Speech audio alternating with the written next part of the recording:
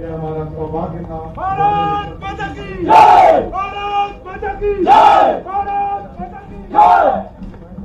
शब्दों के सराहनीय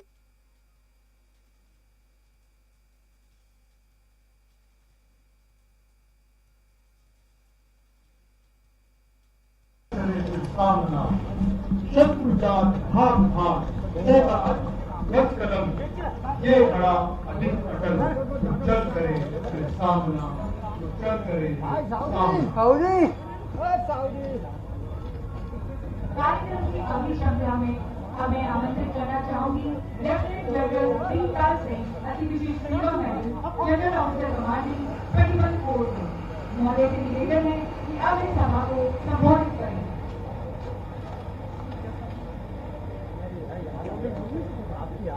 यार वो एक शॉट नहीं बनाने दिया।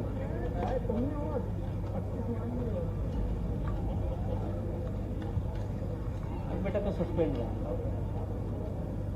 माननीय मुख्यमंत्री Madhya Pradesh doctor Pramod Yadav ji, chief of naval staff admiral Dinesh Kumar Tripathi, परम विशेष सेवा मेडल, अति प्रशिष्ट सेवा medal lord medal, additional chief secretary home Shri S N. Mishra ji और स्टेज पर बैठे हुए तमाम अधिकारीगण, और सबसे ज्यादा अहम जो आज एक्स सर्विसमैन और जो वीर नारी हमारे अंदर यहाँ पर शामिल हुए हैं, और तमाम अतिथिगण, शुभ प्रभात, वेरी गुड, जय हिंद।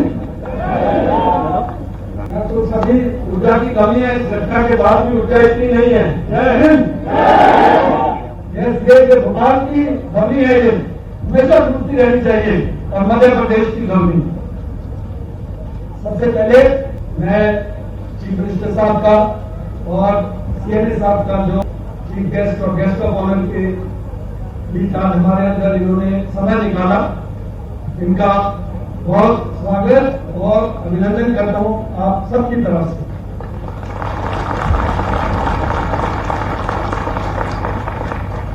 मुझे ये बताने की जरूरत नहीं है कि दोनों का कितना बिजी शेड्यूल रहता है। सीएम साहब अभी बिल्कुल एक इम्पोर्टेंट मीटिंग में थे, और इसके बाद सीधा एयरपोर्ट जाकर फिर रेवा की तरफ रवाना हो रहे हैं, यहाँ पर कोई और इनके लिए कार्यक्रम है। इसी तरीके से सीएनए साहब सुबह आज एक ऑलरेडी फंक्शन फ्लैग ऑफ करके वहां पर रन का, उसके बाद यहाँ आए दिल्ली से एयरक्राफ्ट लेकर, अभी वापस जा रहे हैं, और शाम को इनका विदेश का दौरा शुरू हो रहा है। फिर भी सिर्फ एक मध्य प्रदेश के और भोपाल का प्यार और आप लोगों के प्यार से उन्होंने अपना समय निकालकर आप दोनों के लोगों की तरफ से माइक रखूं क्या? धन्यवाद करता हूँ कि आपने समय निकाल कर। जैसे कि ऑलरेडी बताया कि एक यूनिक और हिस्टोरिकल मूवमेंट है, कई कारणों से। 6 साल बाद ये इस तरह की कोई रैली हो रही है, और उससे भी ज्यादा जरूरी कि मध्य प्रदेश के लिए 2 यशस्वी पुत्र, एक chief of army staff general Upendra Dwivedi और एक chief of naval staff admiral Dinesh Kumar Tripathi, दोनों मध्य प्रदेश के यशस्वी पुत्र आज आसमान को छुआ, जिन्होंने कोशिश के अंदर, और जो आज की जो अध्यक्षता कर रहे हैं खुद चीफ मिनिस्टर साहब, जो कि मध्य प्रदेश के निवासी एडमिरल दिनेश कुमार त्रिपाठी, आज दोनों हमारे बीच में हैं। चीफ मिनिस्टर साहब से जब भी मेरी मुलाकात हुई पिछले 6 महीनों में, एक चीज बहुत क्लियर थी कि हमेशा पॉजिटिव माइंडसेट, हर चीज को यस, और ऊर्जा की कोई कमी नहीं है, और सबसे बड़ी बात हमेशा हंसते हुए रहते हैं। ये इनका बहुत बड़ी एक यूएसपी है कि जब भी मिलने जाओगे आपको कभी भी कोई निराशा नहीं होगी। कुछ महीने पहले हमने शौर्य स्मारक में चीफ मिनिस्टर साहब को बुलाया, और उस टाइम पर भी तमाम जो हमारे वॉर वेटरन्स है और उनको श्रद्धांजलि देना, वहां पर भी समय निकाल कर आए। उसके बाद जैसे कि ब्रिगेडियर नायक ने भी आपको बताया कि 6 साल के अंतरकाल के बाद जो राज्य सैनिक बोर्ड की मीटिंग हुई, जिसके अंदर तकरीबन 14 पॉइंट डिस्कस हुए, 10 पॉइंट्स के ऊपर वहीं पर मीटिंग के अंदर चीफ मिनिस्टर साहब ने फैसला लिया और पॉजिटिव फैसला लिया। और जो बाकी भी 4 पॉइंट्स है, ये मैं आपको बिल्कुल आश्वासन दिलाना चाहता हूं कि बिल्कुल सही अंदाजे से चीफ मिनिस्टर साहब के जो डायरेक्शंस हैं वो बहुत क्लियर है स्टेट एडमिनिस्ट्रेशन को कि इनको इनके ऊपर गौर किया जाए और कोई ना कोई ऐसा फैसला दें जिसके अंदर हमारे जो भूतपूर्व सैनिक हैं उनके फायदा हो और उनका जो भी जेन्युइन जो उनकी रिक्वायरमेंट्स है उसको मीट किया जाए। जो आज का दौर है जिसमें हम सब रह रहे हैं, आई थिंक एक चीज हम सब समझते हैं कि जो सिविल मिलिट्री फ्यूजन है, इसकी जो अहमियत आज जो बन गई है, बेशक वो युद्ध का समय हो या पीस का समय हो, और उसके अंदर दोनों जो पहलू हैं, बेशक वो मिलिट्री है या सिविल एडमिनिस्ट्रेशन है, दोनों का सामंजस्य बहुत जरूरी है।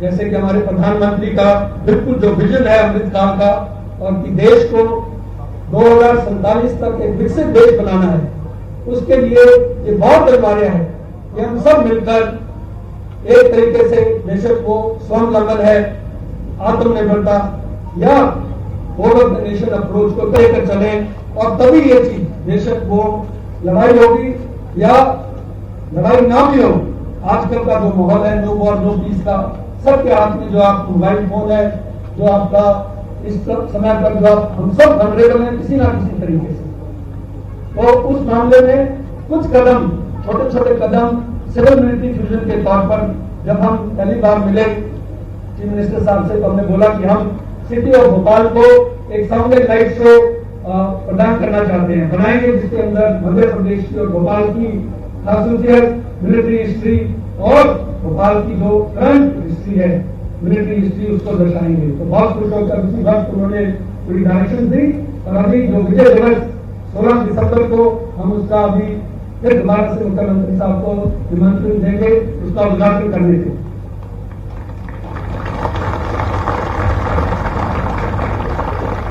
साथ ही साथ एक आयुष सेंटर, यानी कि आप सब समझते हैं कि आज के दौर में कैसे मेडिकल का जो फील्ड है उसमें हमारी जो पारंपरिक जो मेडिकल जो हमारी खुद की जो शिक्षा है उसको कैसे आगे बढ़ाया है। तो फिर चीफ मिनिस्टर साहब ने बोला कि आप बनाइए आयुष सेंटर, हम आपको ozone therapy, math therapy, Ayurvedic, homeopathic, yoga centre के लिए पूरी मदद देंगे। और यह भी एक सिविल मिलिट्री फ्यूजन का उदाहरण है, क्योंकि इसके अंदर तमाम सिविलियंस, तमाम एक्सर्विसमेन सब इक्वल हिस्सेदार होंगे। तो उसके लिए भी मैं मिनिस्टर साहब का धन्यवाद करता हूँ कि इस पूरे प्रोजेक्ट को उन्होंने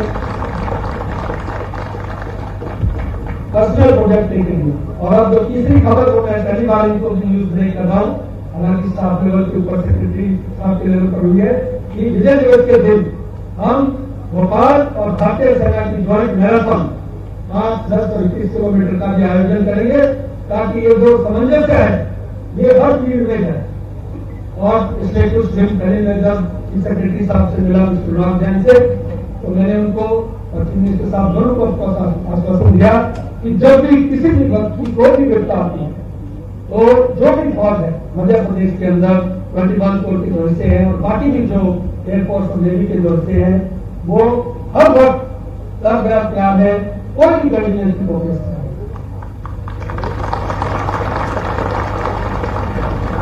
हालांकि मैंने उनको ये भी बोला कि भगवान की दया बनी रहे और आपको हमारी जरूरत ना पड़े तो अच्छी बात है, लेकिन वक्त का कोई पता नहीं, और अगर जरूरत पड़ेगी तो मैं बिल्कुल इंक्लूडिंग एक्स सर्विसमैन की कम्युनिटी की तरफ से आपको पूरा आश्वासन दिलाता हूं कि हम सब हाजिर होंगे। अभी 1 से 4 नवंबर को इनकी स्थापना दिवस है।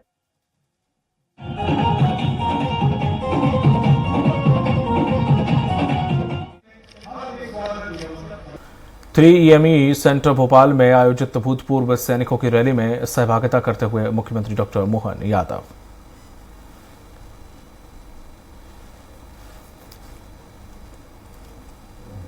जो 142 करोड़ लोगों का जीवन धन्य बनाते हुए आपने अपने जीवन का उत्कृष्ट समय दिया और वर्तमान के मंच को गौरवान्वित किया। मैं आपका स्वागत करता हूं, अभिनंदन करता हूं। वीरता का प्रतीक, साहस का उचित भारत का हर वीर सिपाही मातृभूमि की शान है। मैं आप सबका पुनः स्वागत करता हूं, अभिनंदन करता हूं। आज हमारे बीच हमने प्रदेश की वीर नारियों, भूतपूर्व सैनिकों और उनके परिजनों का भी सम्मान किया है। मैं अपने प्रदेश के 8.5 करोड़ जनता की ओर से भी आपका स्वागत करता हूं, अभिनंदन करता हूं। भारत माता की रक्षा में जो सैनिक डटे रहते हैं, अभी उनके अपने पराक्रम पुरुषार्थ के छोटे लघु नाटिका में ध्यान दिया है। क्या सर्दी, क्या गर्मी, क्या धूप, क्या आंधी, क्या तूफान, वो तो छोड़ो, ये हमारी ट्यूबलाइट कैसे चला रहा, जैसे चला चलेगा चला रहा हूं, कितना आनंद आया देखकर।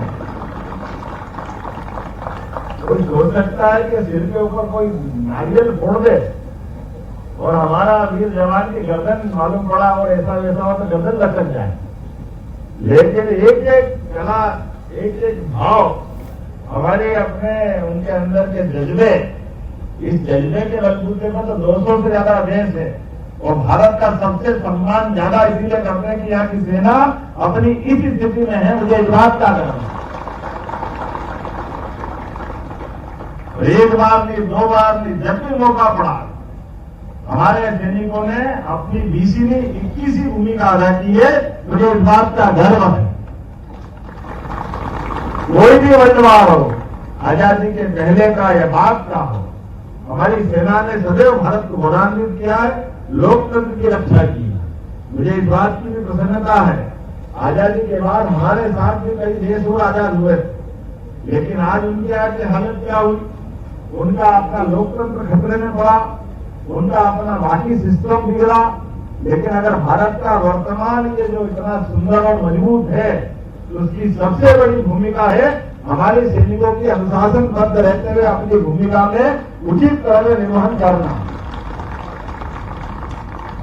दुश्मन आंख दिखाए तो घर में घुस के मारना, ये नरेंद्र मोदी जी का समय है, हमें इस बात का भी आनंद है। आमतौर पर हम बॉर्डर पे लड़ करके बॉर्डर के आधार पर युद्ध के कॉल में जाते थे, लेकिन अब बदलते दौर में यशस्वी प्रधानमंत्री नरेंद्र मोदी जी के समय जिस प्रकार से सेना का मनोबल बढ़ा है और सेना को लेकर के जो जिस प्रकार से सोचा गया, मुझे स्वर्गीय अटल बिहारी वाजपेयी जी का भी स्मरण आ रहा है। हमारे अपने कारगिल युद्ध को देख करके पूरा देश अलग दुनिया में था, एक अलग प्रकार की चुनौती थी। दुश्मन ऊपर था, हमारे सैनिक नीचे थे, लेकिन नीचे से जाकर के भी ऊपर जाने के अलावा भारत ने जो पराक्रम किया, ये भूतों में भविष्य में कभी कोई सोच नहीं सकता, वो सेना ने करके दिखाया था। हमें इस बात का गर्व है। हमारी सीमाओं के अंदर दुश्मन का आना, ये आने का सपना देखना भी आज के जमाने में तो बिल्कुल सोच ही नहीं सकते। लेकिन मुझे इस बात की प्रसन्नता है, हमारे रणबांकुरों ने अपने प्राणों की आहुति देकर के अपने जीवन के बहुमूल्य समय को आपने चाहे आप रिटायर हुए हो, लेकिन कागज पर रिटायर हुए, देश की सेवा से रिटायर नहीं, आप देश की सेवा में सदैव जाने जाओगे कि मैं जानता हूं और आपकी भूमिका भी होगी। इसलिए हमारे सभी भूतपूर्व सैनिक जो आज यहाँ इस रैली में पधारे हैं, मैं उनका भी वंदन करता हूं, अभिनंदन करता हूं और दीपावली के अवसर पर आप सबको हार्दिक मंगल कामना देता हूं, बधाई देता हूं।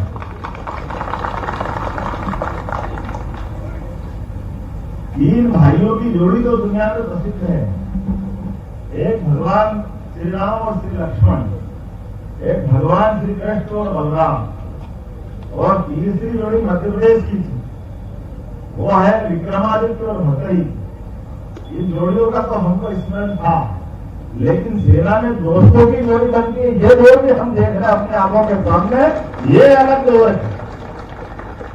एक क्लास के 2 मित्र अपने साथ पढ़ते पढ़ते अपने अपने क्षेत्र में भारत की सेना का नेतृत्व करे अलग अलग क्षेत्र में, ये केवल भारत में हो सकता है। मैं दिनेश त्रिपाठी जी और हमारे उपेन्द्र जी को दोनों को बधाई देता हूं, जिन्होंने हमको ये अवसर दिया। ये बाकी लोगों के लिए भी प्रेरणा रहेगी कि हमारे अपने स्तर पर कभी कभी क्लास में एक को बढ़ता देख